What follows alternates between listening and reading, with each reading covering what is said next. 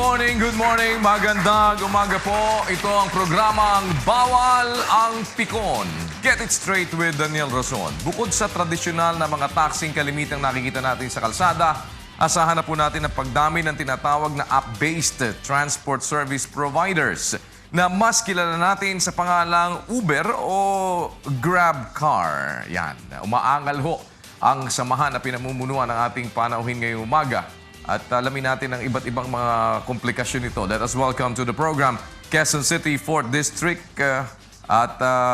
Ito ho ay councilor natin dito sa 4th District ng Quezon City at presidente ng Philippine National Taxi Operators Association, Attorney Jesus Manuel Bong Suntay. Councilor, good morning, sir. Hi. Welcome. Welcome to the program. Thank you. Have a seat, sir, please. Sir, let's get it straight. Ano ba yung pagkakaiba po ng requirements nung pagkuha ng prangkisa ng taxi as compared dun sa pagkuha ng prangkisa o ng permit o kung ano man ang tawag na nila doon sa mga Uber at yung mga app-based transport services? Well, malaki. Malaki yung pinagkakaiba. Dahil kami, ang application, nung panahon na bukas yung franchise, because yung taxi franchise is closed. So, sarado yan. Wala Dahil sa ngayong existing makakuha ng bago. moratorium. Okay. The last time na nagbukas yan was, I think, 2012. Tinawag nilang appropriations. Ibig sabihin, yung mga dead franchise, inalok nila ulit sa mga existing operators for a fee. Ang bayad namin dati doon was, prinesyohan nila yan 30,000 per unit. Now, fa-file ka muna ng application mo, ng petition mo, tapos noon then mag-hearing sila, then na-approvean nila. Pag na-approvean na, sasabihin nila sa'yo, bumili ka ng sasakyan, then sasabihin nila, dalin mo yung sasakyan dyan. Kailangan lagyan mo ng marking, lagyan mo ng metro, tapos i-inspectin nila yan. Dito sa atin, at hindi mo pwedeng ibiyahe yung sasakyan na hindi pa approved yung prangkisa. Dito ang ginawa nila sa Uber at saka sa GrabCar, sige, biyahe muna kayo. Tapos noon, tsaka nyo pa sa amin, tsaka nyo pa-credit na lang. Kaya nga, di ba, nagkaroon ng deadline. They were asked to file the application 3 months ago pa, pero walang nag-file, hindi nag-file yung Uber. So they had to give a deadline. Pero ang nag-file lang, yung TNC. Yung Transport Network Company, yung app provider, yung app company, hindi yung mga TNVs, hindi yung mga auto. Pero may mga nagpa-file na din, Ngayon, di ba? nagpa-file. Tanong ko, nakakita na kayo kahit isang auto na dinala doon for inspection? Ang sinabi nila, hindi, yung application lang, bigay nyo na lang sa TNC. Pwede na yon, bigay yung power of attorney. Tapos doon na lang namin pagbabasihan kung approve kayo o hindi. Hindi na namin kailangan makita yung sasakyan. Nandun naman yung mga specifications sa di ba? Nandun lahat sa, may rehistro yan, meron yung kung anong model, kung anong year, di ba? Totoo yan. Nandun lahat. Kaya nga ang sabi ko, kami naman, ang gusto namin, patas na patakaran. Kasi kami, kunyari, meron akong lumang taxi. May prangkisa yan. At taon-taon nilang ini-inspect yan dahil may booklet ako, na inspection booklet yung tawag nila dyan. Now, naluma na yung taxi na yan. Gusto ko ngayon palitan ng bago. Hindi pwedeng basta-basta na lang bibili ako ng bago. Kailangan mag-file muna ako ng petition for dropping and substitution. Ibig sabihin, para mapalitan yung lumang taxi ng bago. That petition would take them 2 to 5 months para ma-approvean. At in the meantime, hindi ka pwedeng mag-file ng petition for dropping and substitution unless binili mo ng unit. So, ano epekto niyan sa amin? Kung 5 months lalabas, 5 months ka nagbabayad sa bangko. Pero hindi kumikita yung sasakyan, hindi mo rin nababiyahe. So, pagka, kunyari, lumabas yung palabas na yung desisyon, sasabihin niya, dalhin mo sa amin yung unit na binili mo, gusto namin makita. Hindi pwedeng invoice lang ang papakita ko sa kanila. Na meron akong bagong biling sasakyan. Hindi. Yung rehistro, yung... Hindi pwedeng ngayon lang. Gusto niya, tignan ko yung sasakyan, dali mo dito. So, patas ba yun? Kami kailangan personally, dali namin yung sasakyan for inspection. Sila, pwedeng hindi. Now, ang sasabihin nila sa inyo, hindi, kasi TNC na eh. TNC na yung mag-i-inspect. Bakit yung TNC mag-i-inspect sa sasakyan ng TNV? Delegated ba yung power ng LTFRB sa TNC para sila na lang yung mag-conduct ng inspection? Pangalawa, But can they not delegate based on because their authority? Because Kasi TNC parang is ano not, lang. hindi naman sila government entity eh. Di ba? Parang what has been delegated cannot be re-delegated to someone else. Pangalawa,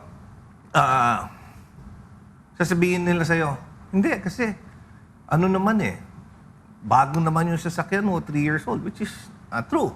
Because kagaya ng Uber, ang requirement is that the vehicle should not be less than 7 years old. Pwede mong i-apply. So, hindi 3 years old yun dahil pumapayag silang not more than 7 years old eh. So, hindi rin brand new yung sasakyan. So, yung sa akin lang, yung sa amin, gusto lang namin, i-level nyo naman yung playing field. Sasabihin nyo sa amin, improve nyo yung service nyo. Pero, they're pulling us down eh. For example, sa pasahe na lang. Ang pasahe ng Uber at GrabCar is unregulated. Ngayon, ang existing na pasahe nila has been determined by the TNC. In fact, pagkasasakay ka ng pagkapanahon na traffic o kaya madaming pasahero, there is something that they call surge pricing. Nagmamahal yung pasahe. Parang sa iba, pagkagabi, ibang sa abroad, gano'n eh. Pagkagabi, iba na ang charge. Pero ito, hindi lang gabi. Basta pag traffic o kaya madaming pasahero, Depende kung magkano nila gusto singilin. Oo, Kasi depende. pag sinabi nyo na yan ay walang limitasyon, kung pwede silang maningil hanggang magkano nila gusto. Ganun nga yung Pero sa kanila. yun ay batay sa usapan nila ng pasahero nila. Well, hindi eh. Kasi magugulat ka na lang eh. Dahil nga, pwedeng mag-book ako ngayon, bibigyan ka nila ng estimated price. Which is not necessarily, yun yung magiging pasahe mo at the time ng pagsakay mo. Kasi baka nga, at the time na sumakay ka, traffic na sa lugar o madami ng pasahero na naghahanap ng sasakyan. So may surge pricing. Sa taxi, limitado kami sa metro namin. Ang flag down rate na 30 pesos, yung pinapairal ngayon, was the flag down rate noong 2004. Ang tanong ko,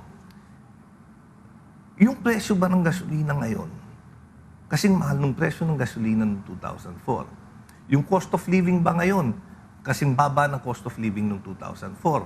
Yung traffic condition ngayon, kagaya ba noong 2004. Yung inflation ngayon, kasing baba ba ng inflation noong 2004. Cost ng pyesa, cost ng vehicle.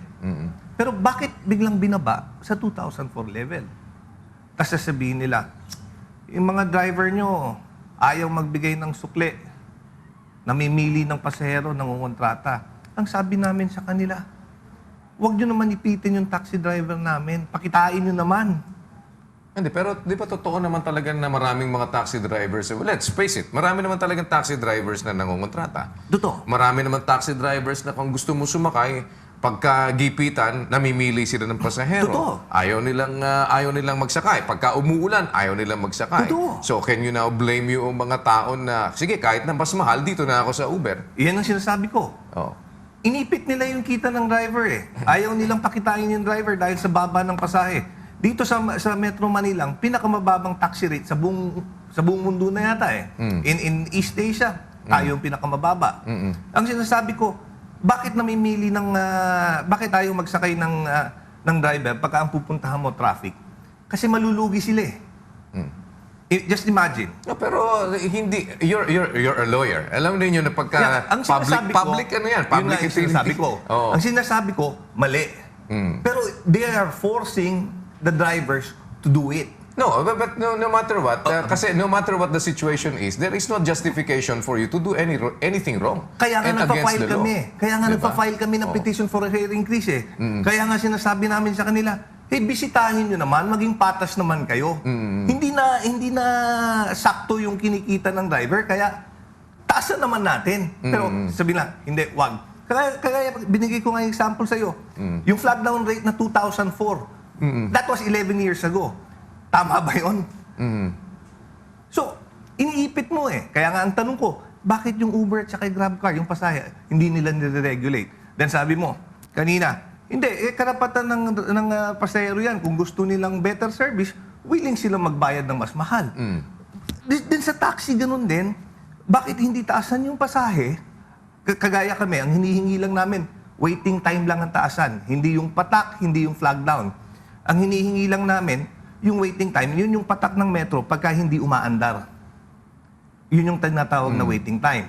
Ang existing ngayon, 350 for every 2 minutes. Ang hinihiling namin, nag-file kami ng petition, taas naman natin, gawin natin 5 piso kada 2 minuto. Kasi pagka ang auto na-stuck sa traffic, hindi lugi yung driver. Ito, mula dito sa UNTV, punta ka ng Makati. 1 oras yan. Kung maswerte ka. So, pero ang patak ng metro mo yan, pag magta-taxi ka, mga 120 pesos lang. So, sa benting, siguro ang isang taxi driver na naglalabas ng auto sa 24-hour basis, mga 20 hours na sa kalsada yan. Kung lahat ng pasahero mo, 1 oras aabutin, you could just imagine, ang kikitain ng taxi driver, 2-4. Tatanggalin mo pa yung gasolina, tatanggalin mo pa yung boundary. So ano natira sa driver? Pero pa yung mga panghugas daw at saka yung mga kung ano-ano pang bago lumabas, may isang pagita pa.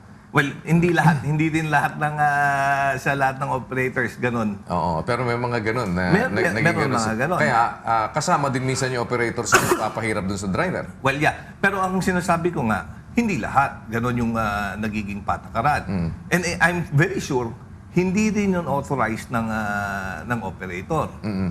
Di ba? Merong mga gumagawa sa garahe nilang gano'n na kailangan nilang bantayan. Pero kung as an operator, ibig sabihin, meron kayo dapat na pananagutan din na bantayan nyo yung mga drivers ninyo, di ba? That's why. Binabantayan namin. Kaya nga ang sinasabi ko, hey, unfair naman yung ginagawa nyo. Sasabihin nyo, hindi, Uber is there because pangit yung taxi service eh. Huwag lahatin. Gaano ba tagal ang isang taxi? Meron ba siyang limit na tumatakbo siya bago dapat ay palitan? Ngayon pinapayagan ng LTFRB na 13 years yung life ng taxi. Ang Uber naman hindi pwede na mas mataas sa 7 years. Sa 7 years. Oh, edi meron ding pagkakaiba doon, hindi ba? Hindi naman kami nagbigay ng regulation. In fact, hindi. That's it. Kaya nga, bakit pagkapabor sa inyo, okay sa inyo? In fact, I think 3 years ago, 4 years ago, yung association namin moved na kung pwede, babaan sa 8 years yung life. Kasi hindi namin kontrolado lahat ng operators eh. Ang sinabi sa amin, umangal yung mga ibang taxi operators, yung single unit operators. Antay-pur yan. Paano naman kaming mga maliliit na operators, hindi kami makakapalit ng auto in 8 years. And, you know, so sabi ng LTFRB, wag natin gawin yan. Pero kami, kagaya ko, sa basic taxi, punta ka sa garahe ko, makita mo, puro bago unit ko. Because on my own, ayaw ko magpaandar ng lumang unit eh. Dahil I have to maintain the image of my company. So that's it. So ang isang magiging ano doon, it's gonna be a fair competition pa rin. Kasi if you're known na ang mga taxi ng basic talagang mga bago, hindi may choice ang tao, di ba? Oh, let's look for basic taxi, di ba? Yeah. Kaya and you're well aware na pagka pumasok ka sa pagta-taxi, regulated ang pasahe. Di ba? Aware ka din na itong mga regulations na yan ay nandiyan dyan bago mapasukin. Kaya diba? nga sinusundan namin. Exactly. So, ang sinasabi you ko succumb lang, to that, di ba? Yeah. Kaya So, ba't ka ngayon magre-reklamo? Ang sinasabi lang namin, hey, dahil sobra kaming regulated, ito naman providers ng mga ito, regulate nyo rin naman sila. Kasi simple lang, di ba? Alam sinabi mo ngayon, hindi ka regulated, di mag-Uber ka? I mean, yung pala, hindi, kasi parang ganito, parang sinabi mo, ba't yun hindi mo hinuli? Di ba? Ang sinasabi ko, ganito, parang sinabi mo, swimming kayo, karera kayo, pero ikaw kailangan nakamaong ka, siya lang ang pwede mag-pranks. Tignan natin kung sino mas mabilis. Edi wag ka mag-swim.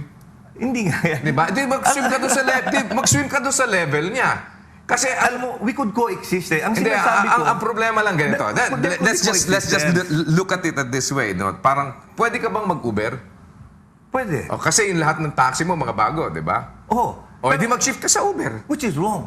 Which is wrong. Hindi ba? Bakit Kasi mo parang gagawin it's yun? a matter of choice eh. Di ba kasi parang halimbawa, ano bang gusto mong negosyo? Negosyong marami kang restrictions? O negosyong konti lang ang restrictions Ang mo? sinasabi natin, bakit mo papatayin ito para buhayin lang ito? Parang sinasabi natin, sige, kasi regulated kayo.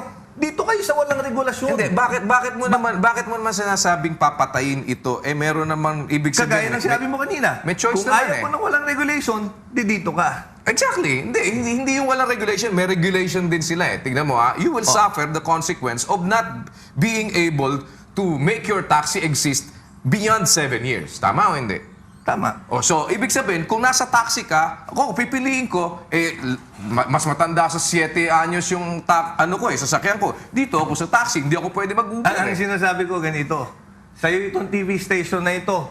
Tapos nun, dahil may regulation itong TV station na ito, sasabihin mo ngayon, ito, may bago, internet TV yan, sarado mo na itong stasyon na ito, lumipat ka doon kung ayaw mo walang regulation. Hindi what will ganon. happen to my investment? Hindi ganon, What di will ba? happen? It's not a matter of isarado mo to. It's your choice, di ba? Yun nga, Bakit mo choice mo. hindi O, ka kung naman gusto mo pinupuwer, muna,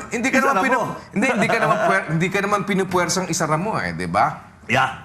But ibig sabihin, regulation, that's your choice. the inequality in the regulation would force you to do it.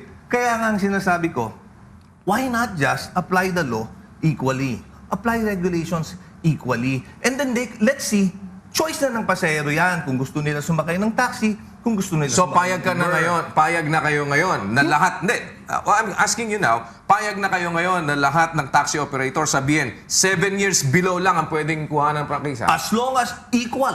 Yun nga. Payag na kayo sa gano'n, 7 years lahat.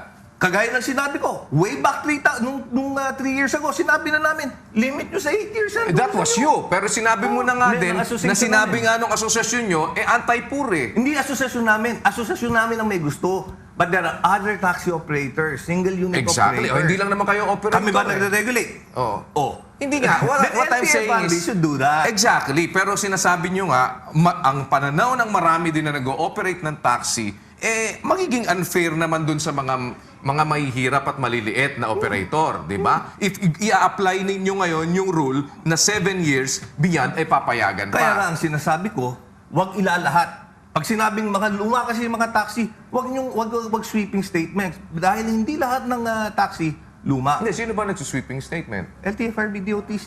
Na? Kaya, di ba, sa kasadyaryo, sasabihin lang, andyan yung Uber kasi mga luma yung taxi nyo eh. Level up kayo. That's a sweeping statement. Hindi. Parang sinabi mo nga, lahat ng tao sa gobyerno corrupt, which is wrong. Di patunayan.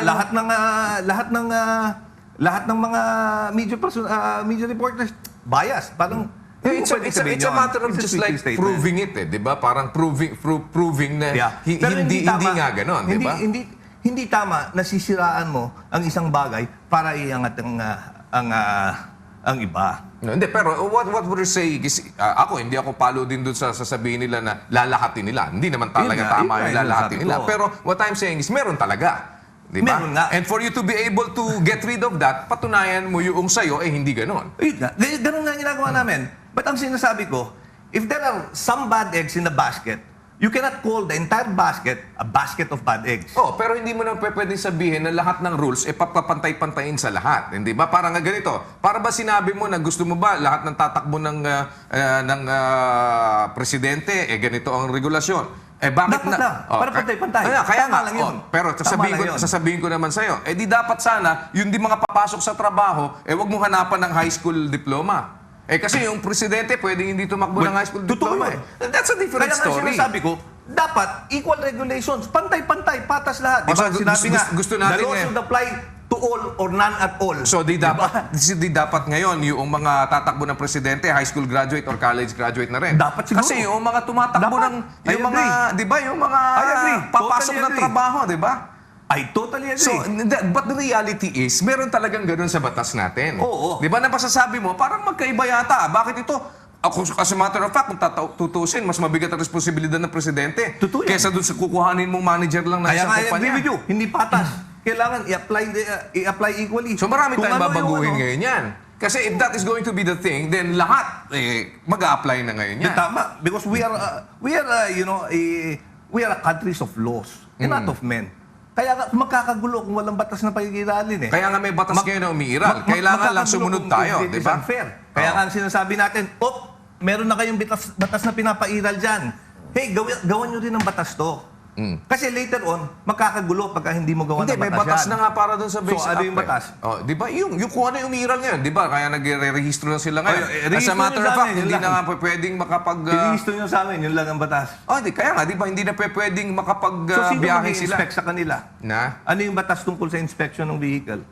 Di kung ano yung sinasabi nila ngayon. Wala nga eh. Ang sinasabi nila, TNC na bahala mag-inspect sa inyo. So gusto ninyo, inspect din sila. Oo. Yun ang gusto ninyong gawin. Oo. So, Pero ayaw sinasabi nyo- namin, yung fare, patas mo, regulate nyo rin yung fare. Hindi pwedeng sila lang ang nagde-determine. Kasi kung ganun yung i-apply nyo dito, then hayaan nyo rin kami. Hayaan nyo rin kami mag-determine ng fare namin. So ikaw, hindi ka mag-Uber? Hindi. Never. Hindi. Because I believe we could coexist. Uber has been operating in America, in New York for 5 years. pwedeng na mag-coexist. Kailangan pwede Ang mag-coexist. reklamo lang ninyo ngayon, Pagparehohin lang. pagparehohin ng regulasyon. Level playing field. Yun So- lang ang sinasabi namin. So Level payag na playing- kayo na gagawin din 7 years below. Hindi naman kami nag-uupos yan. Basta patas yung regulasyon. O kaya nga, di gagawin, papayag kayo sa lahat ng Walang gano'n. problema sa akin. Okay. Walang ngayon- problema sa okay. asosasyon namin. Basta Now- patas. Okay, now na halimbawa, hindi ganyan ang ginawa ng... kasi, siyempre, yan ang regulasyon ngayon. Kung hindi ngayon ganyan ang ginawa nila, ano ngayon ang gagawin nyo? Before you answer that, we'll pause for a break.